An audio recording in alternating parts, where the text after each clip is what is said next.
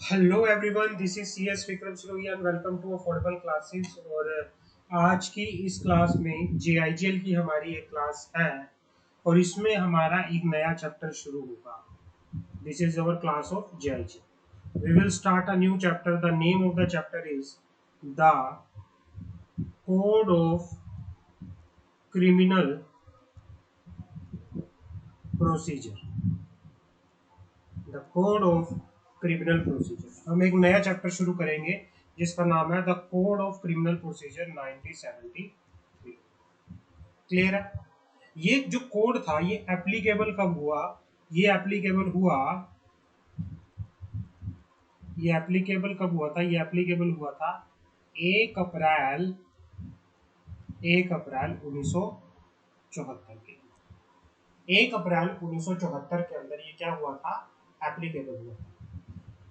ये पूरे के पूरे इंडिया में एप्लीकेबल होता है। Extend to it extend to whole of India. It extend to whole of India except the state of Jammu and Kashmir. Jammu and Kashmir को छोड़ के ये बाकी क्या है, सारे इंडिया के ऊपर एप्लीकेबल होता है। क्रिमिनल लॉ की बात करते हैं। दो तरह के क्रिमिनल लॉ होते हैं। अगर मैं बात करूं, एक होता है सब्सटेंसिव लॉ, एक होता है प्रोसीजरल। क्रिमिनल लॉ दो तरह के होते हैं। क्रिमिनल लॉ दो तरह के होते हैं। क्रिमिनल दो तरह के क्रिमिनल लॉ होते हैं। एक होता है सब्सटेंसिव लॉ,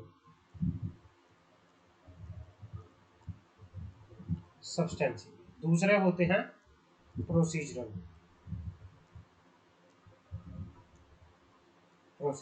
सब्सटेंसिव लॉ जो है वो कहां पर रेगुलेट होते हैं?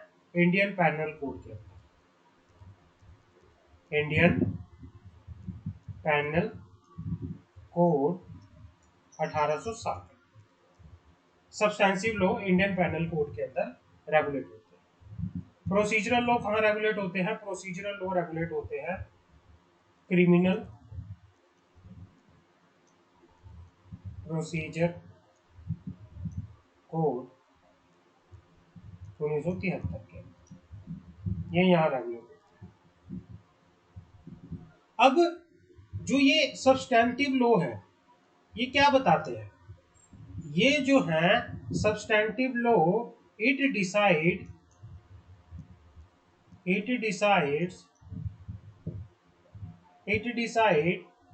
प्रोसीजरल लॉ क्या है?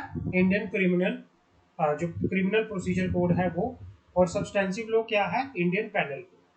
दो तरह के लॉ हैं। जो सब्सटेंटिव लॉ है, जो इंडियन पैनल कोड है, वो क्या करता है? It decide whether an act is offence और नॉट। एक्ट इज ऑफेंस और नो। जो ये इंडियन पैनल कोड है ये हमें बताता है कि कोई काम ऑफेंस है या नहीं है। लेकिन इंडियन जो ये क्रिमिनल प्रोसीजर कोड है ये क्या बताता है? It supplement the provision of it supplement the provisions of IPC।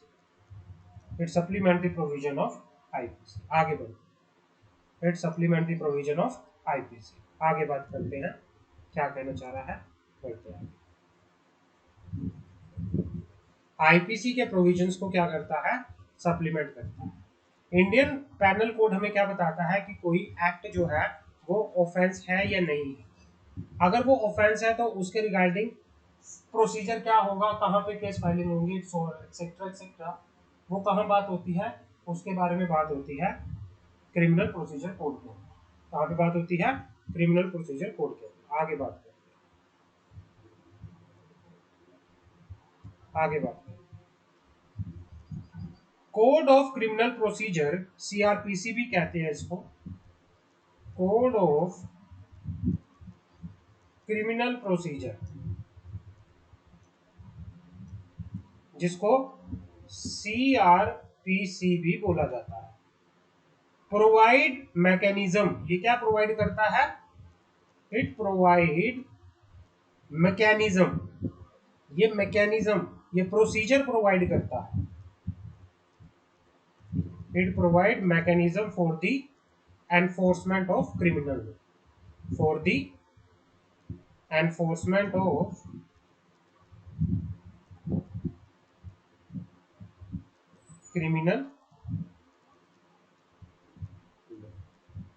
Criminal law की एनफोर्समेंट के लिए जो ये CRPC है, ये क्या करता है? इट प्रोवाइड क्या प्रोवाइड करता है? ये mechanism. Okay, the code of criminal procedure, the code of criminal procedure prescribe the procedure, जो the code of criminal procedure, जो ये कोड है, the code of criminal procedure क्या करता है? ये इट प्रोवाइड्स द, ये प्रोवाइड्स करता है, क्या प्रोवाइड करता है? ये इट प्रोवाइड द प्रोसीजर, ये प्रोसीजर प्रोवाइड करता है किस चीज के लिए?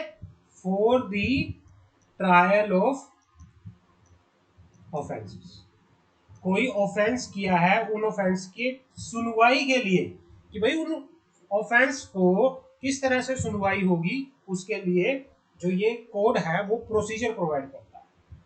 ऑफेंस कौन से? जिनको ऑफेंस बोला गया है, offence which the Indian panel code define.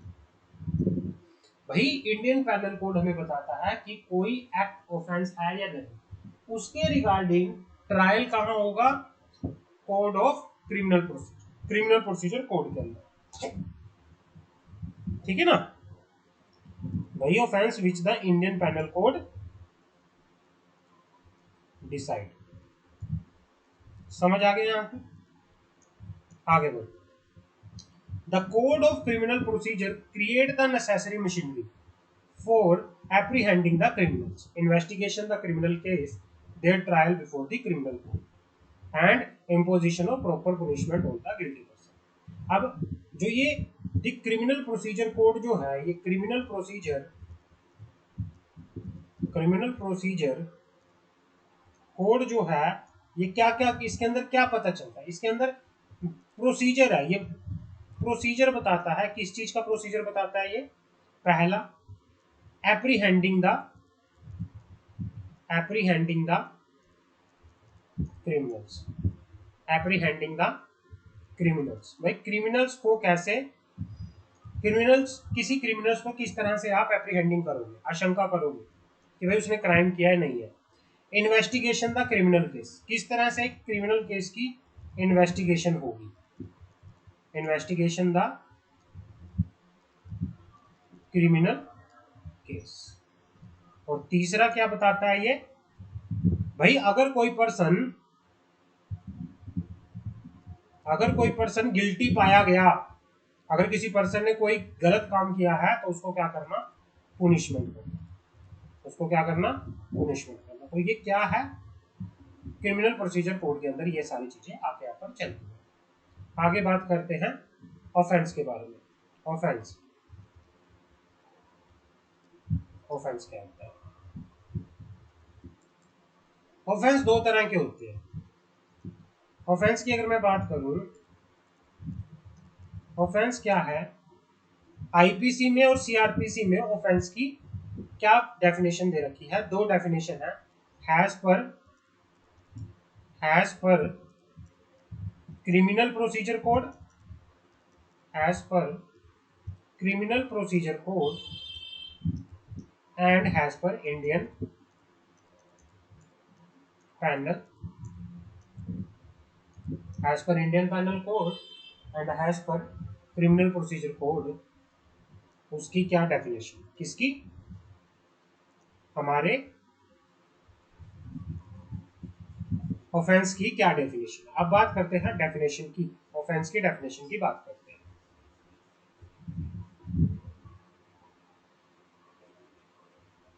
हाँ जी, बात करते हैं ऑफेंस की डेफिनेशन की। ऑफेंस,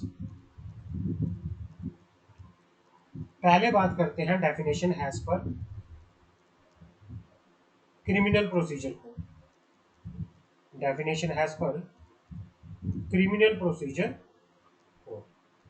क्रिमिनल प्रोसीजर कोड के अकॉर्डिंगली ऑफेंस की डेफिनेशन क्या है, बात करते हैं। Section 2 clause N of CRPC define the word offense, define the word offense mean, offense का मतलब क्या है, mean any act, कोई भी एक्ट, कोई भी ओमिशन जो क्या है, made punishable by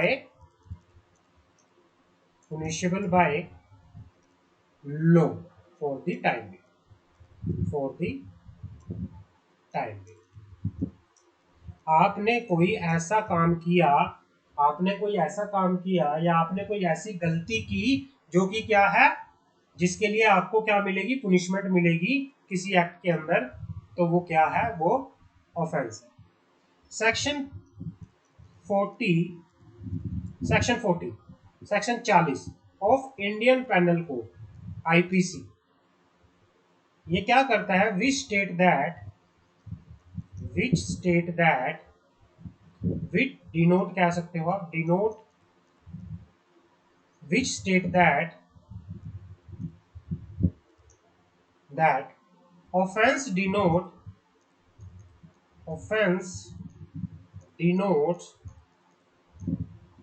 denotes a thing made punishable by the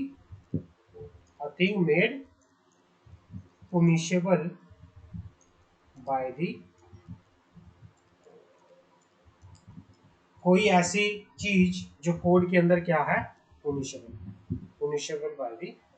आगे बात करते हैं, मेंस रिया क्या होता है, मेंस रिया क्या होता है, मेंस रिया का मतलब होता है गिल्टी माइंड। मेंस रिया का मतलब होता है गिल्टी माइंड। अब गिल्टी माइंड क्या है, गिल्टी माइंड मतलब कि भाई आपने जो किया है वो गलत इंटेंशन के साथ किया है, आपकी वो काम करने की, आपने कोई गलत काम किया, आपसे कोई काम हुआ, गलत काम हुआ, गलत काम करने की गलत भावना को मैंसरिया काम कहा जाता है। गलत काम करने की आपकी भावना जो थी, आपकी इंटेंशन जो थी, अगर वो गलत है, अगर आपकी भावना, आपका माइंड जो है गिल्टी है, भाई आपके माइंड में था कि भाई आपके माइंड को पता था कि वो गलत है, उसको बोला जाता है मैंसरिया। अब मैंसरिया की प्रॉपरली डेफिनेशन जो हमें सीआरपीसी में दे रखी है उसके बारे में बात करते हैं। मैंसरिया की प्रॉपर डेफिनेशन का सीआरपीसी क्या कहता है, बात करते हैं।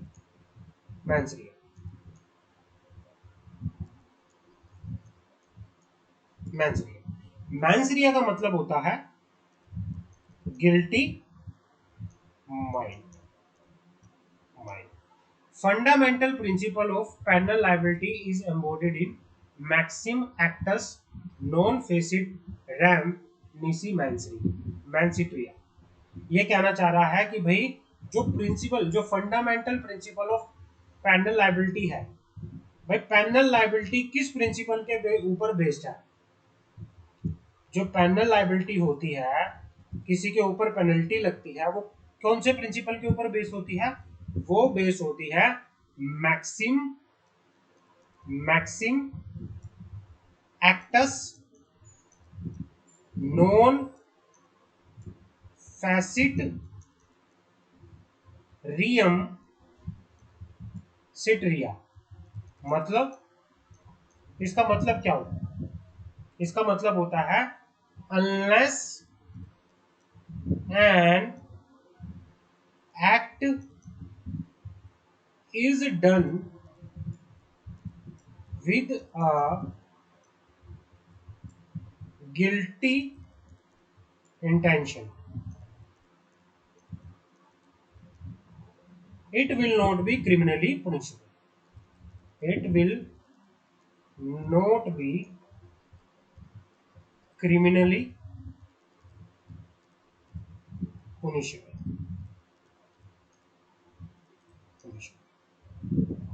Journal Rule 2 stated that there must be a mind at fault before there is a crime.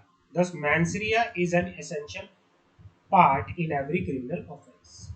ये कहना चाह रहा है कि तब तक मैंसरिया क्या कहता है, मैंसरिया का कंसेप्ट जो है, मैंसरिया का कंसेप्ट कहता है कि भाई क्रिमिनल ऑफेंस के अंदर जब तक कि किसी काम को करने की गलत भावना ना हो, उसको क्या नहीं किया जाएगा, उसको पुनिशेबल नहीं किया जाएगा, उसको क्रिमिनली क्या नहीं किया जाएगा, पुनिशेबल नहीं किया जाएगा। जब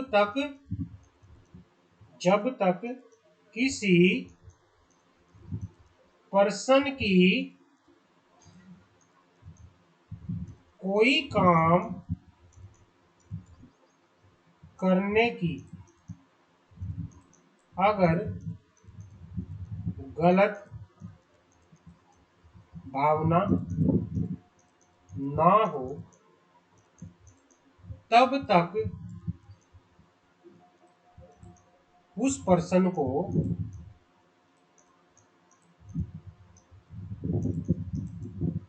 क्रिमिनली पुनिश नहीं किया जाएगा, तब तक उस पर्सन को क्रिमिनली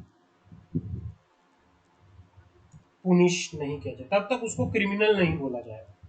तो सबसे इंपॉर्टेंट चीज क्या है, मैंसरिया जो है सबसे इंपॉर्टेंट चीज है किसी भी क्रिमिनल ऑफेंस के अंदर। मैंसरिया जो है सबसे क्या है, जो मैंसरिया है वो क्या है, वो सबसे इंपॉर्टेंट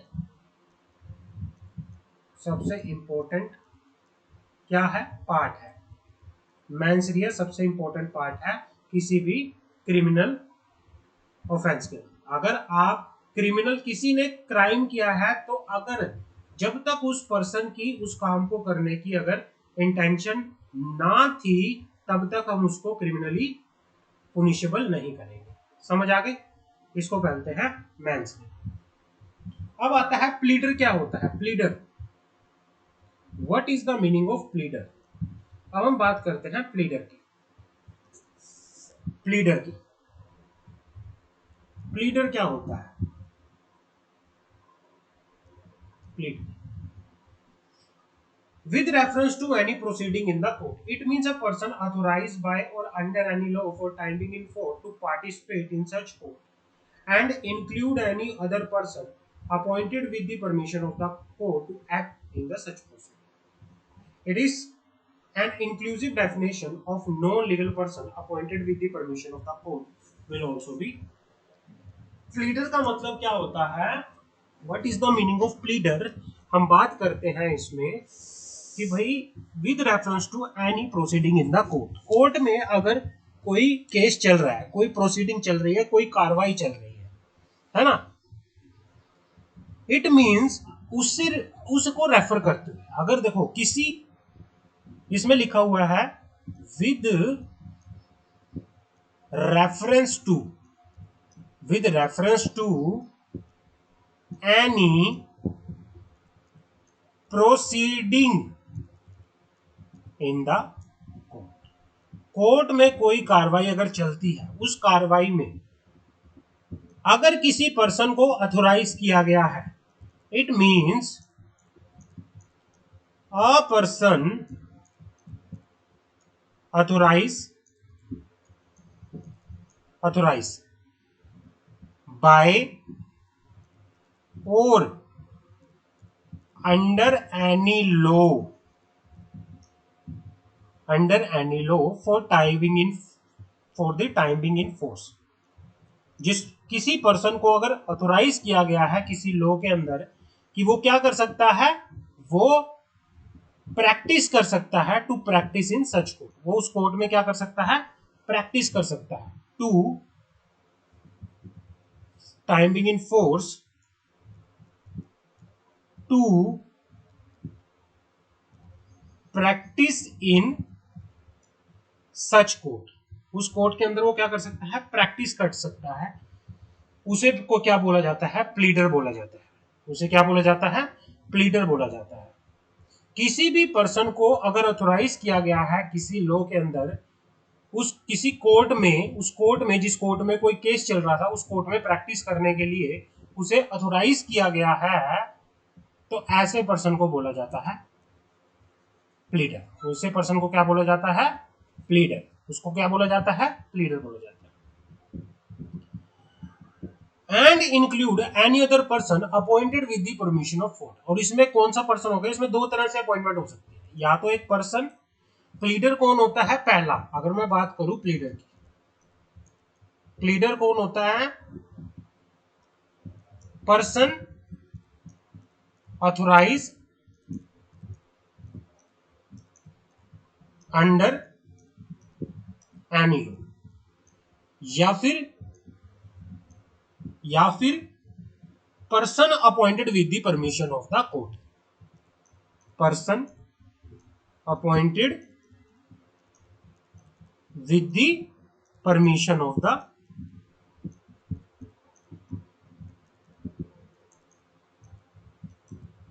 कोर्ट, या फिर कोई पर्सन कोर्ट की परमिशन से अपॉइंट हुआ है, तो अगर ये हुआ है तो उसको बोला जाता है प्लीडर।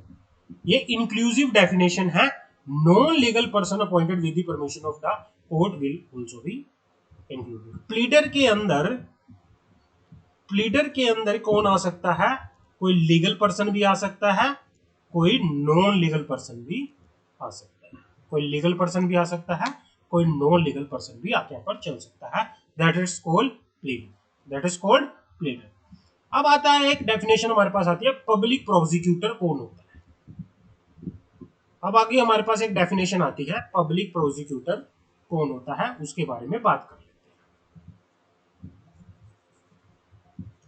पब्लिक प्रोसिक्यूटर, बहुत ध्यान से सुनना, इंपॉर्टेंट डेफिनेशन है, क्रिमिनल प्रोसीजर कोड के अंदर ये सारी डेफिनेशन जो है बिल्कुल इंपॉर्टेंट है। तो अब हमारे पास अगली डेफिनेशन आती है, किसकी डेफिनेशन आती है हमारे पास अगली, कौन सी डेफिनेशन आती है, अब आती है हमारे पास public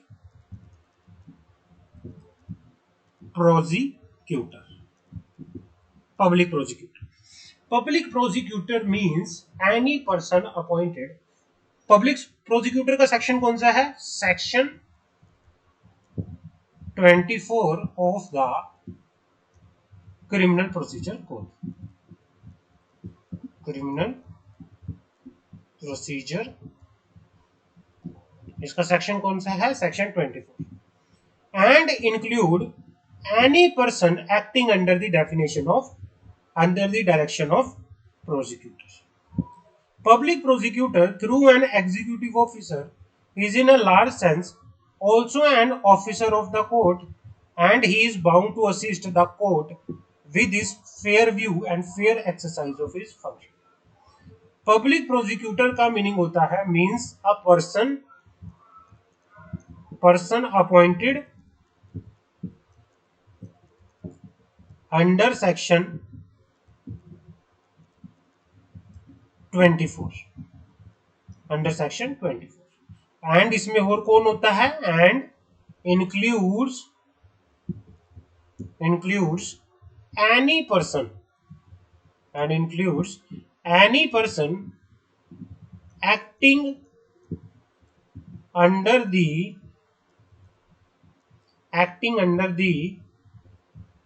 direction of public prosecutor, या कोई भी पर्सन जो पब्लिक प्रोसिक्यूटर की डायरेक्शन में काम कर रहा है वो भी इसी डेफिनेशन के आएगा। Public prosecutor through an executive officer in large sense को और कौन होता है, इसमें ऑफिसर ऑफ कोर्ट भी आता है, इसमें कौन आता है, ऑफिसर ऑफ कोर्ट भी आता है, कोर्ट भी आता है, जो क्या करता है, officer of court and he is bound to assist का मतलब होता है हेल्प करना द कोर्ट। उसको क्या करना, पब्लिक प्रोसिक्यूटर के लिए क्या मैंडेटरी होता है कि वो कोर्ट की क्या करेगा, हेल्प करेगा, assist the court with his fair views and fair exercise of function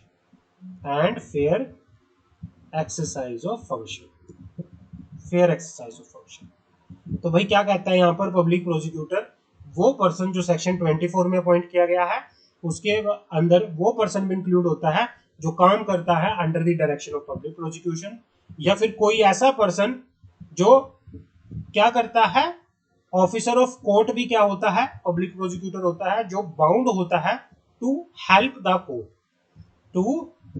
the court with their fair view and fair exercise of function. अब क्या होता है classes of criminal court. Criminal court कितनी तरह की होती है उसके बारे में बात कर लेते हैं। Classes of criminal court, what are the classes of criminal court. Criminal court की कौन कौन सी क्लासेस होती हैं उसके बारे में बात कर लेते हैं यहाँ पे। चलो, क्लासेस ऑफ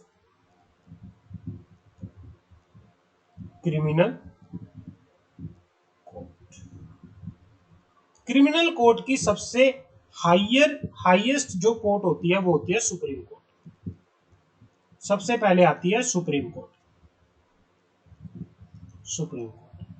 फिर आती है उसके नीचे हाई कोर्ट, सुप्रीम कोर्ट के नीचे आती है हाई कोर्ट के नीचे आती है court of session, high court के नीचे आती है कोर्ट ऑफ सेशन के नीचे आते हैं चीफ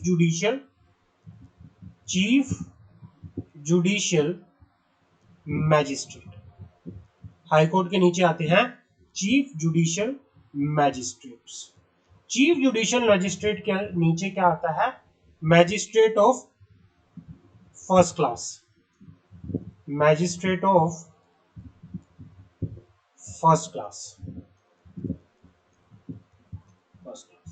उसके सबसे नीचे आता है मैजिस्ट्रेट ऑफ सेकंड क्लास। तो ये क्या होती हैं, ये कोर्ट्स होती है, क्रिमिनल कोर्ट्स होती है।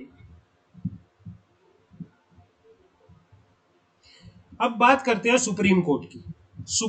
पहले बात कर लेते हैं सुप्रीम कोर्ट की। सुप्रीम कोर्ट जो है उसके पास क्या होती है, अपीलेट जुरिडिक्शंस होती है। Supreme court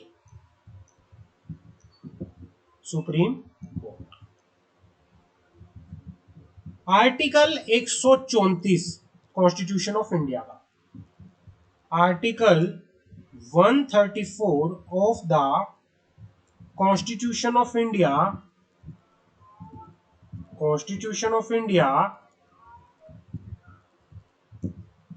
कंफर appellate jurisdiction on the supreme court. क्या करता है, कंफर करता है, कंफर अपीलेट जुरिस्डिक्शन, मतलब अपीलेट कोर्ट है ये, मतलब हाई कोर्ट के ऑर्डर के अगेंस्ट अपील कहां जाती है, सुप्रीम कोर्ट में। तो सुप्रीम कोर्ट के पास क्या है, अपीलेट जुरिडिक्शंस का मतलब authority, appellate jurisdictions on the supreme court. Article 134 confer करता है appellate jurisdiction on the supreme court in regards to the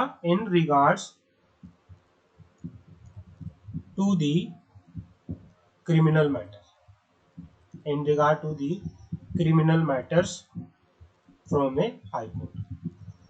criminal matter के अंदर हाई कोर्ट का अगर कोई ऑर्डर है तो उस ऑर्डर के अगेंस्ट कहां अपील होगी, सुप्रीम कोर्ट में, ठीक है ना, सुप्रीम कोर्ट में होगी।